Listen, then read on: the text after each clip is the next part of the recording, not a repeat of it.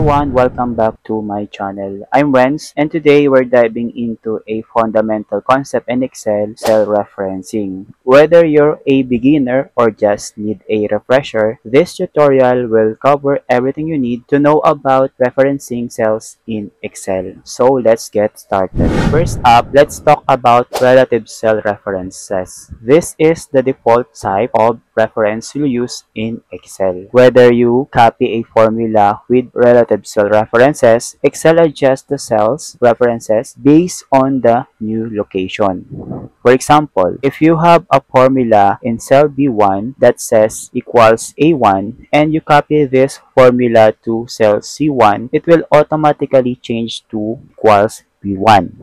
Let's take this example. In cell B1, let's type equals A1 and let's copy the cell B1 to cell C1. You have two options to copy. First, you can use Ctrl C and Ctrl V, or you can drag the fill handle going to the right. So let's check the formula. You can check the formula by going to Formulas tab and then Show Formulas. Here you'll see that cell B1, when I copy it in C1, pretty straightforward, right? Next, let's talk about absolute cell references. These are useful when you want to keep a cell reference constant, no matter where you copy your formula. To create an absolute reference, you use dollar signs. For example, if you have a formula equals $A, $1 in cell B1 and you copy this to cell C1, it will still refer to A1. So let's take this example. I will do this first. In cell B1, I will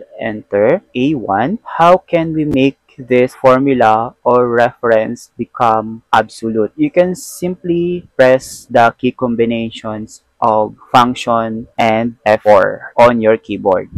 See how the formula changed. Then we copy the formula to cell C1 and paste it, and when we check the formulas, it's still referred to cell A1. So let's take this example. I will enter 100 and notice what will be the result of B1 and C1 when I press enter. Meaning, since B1 and C1 formula is absolute because the use of dollar sign, it only reference the value from A1. It doesn't change. Now, let's move on to mixed cell references. These are a bit of a hybrid. You can lock either the row or the column. For example, if you use equals $1, the row reference will stay fixed, but column reference will adjust if you copy the formula across columns. Conversely, if you use equals $A1, the column stays fixed while the row adjusts. Example, in cell B1, I will type equals $1, copy it across columns, and observe